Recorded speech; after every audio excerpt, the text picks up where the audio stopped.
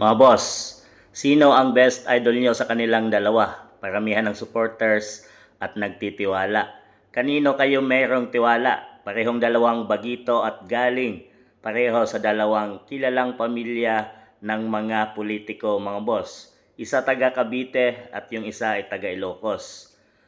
Representative Kiko Barsaga at Congressman Sandro Marcos. Yan mga boss.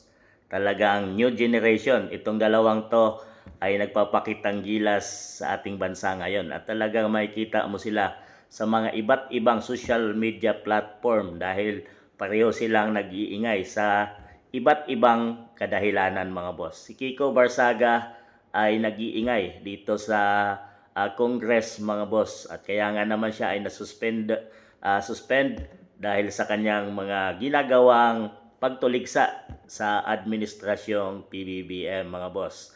Ang isa naman si Sandro Marcos ay kilala din natin dahil siya ay napapabalitang mayroong mga budget insertion dito nga sa ayon nga sa inilabas ni video statement ni Saldico yan mga boss, talagang billions yung kanyang budget insertions pero hindi pa yan napapatunayan at siya ay nagrepresent yung kanyang sarili doon sa ICI mga boss no na itinayo din ng kanyang ama na si PBBM pero hinamon siya nito ni Senator Robin Padilla na dalhin ang kanyang sarili sa Senado at doon magpa-imbestiga pero hindi siya kumasa mga boss.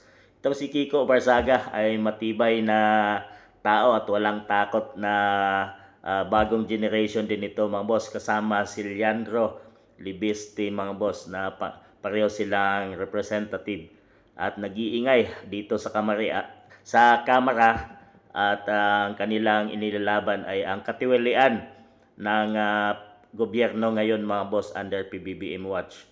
So, kanino kayo merong tiwala? So, parehong mayroong iba't ibang mga pinakita sa ating bansang Pilipinas at kayo nang humusga kung sino ba talaga ang gumawa ng tama at sino ba talaga ang gumawa ng hindi or nang-aabuso sa ating bansang Pilipinas ngayon dahil pareho silang magiging future at makikita natin sila sa mga susunod na taon dito sa ating pamahalaan mga boss dahil katapos nito ay sinasabing si Sandro Marcos ay papuntang or tatakbo sa 2028 bilang senator at future na sinasabing papalit sa kanyang ama mga boss at susundan ang yapak ng kanyang lolo at ng kanyang ama bilang presidente ng Pilipinas. At syempre si Kiko Barsaga ay tinutuligsa at pinagtutulungan man siya ngayon dyan sa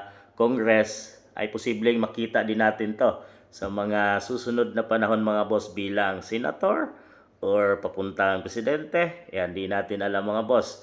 At kung kayo ang papipiliin, kanino kayo magtitiwala sa dalawang taong ito? Kiko Barsaga or Sandro Marcos? Kayo na humusga mga boss.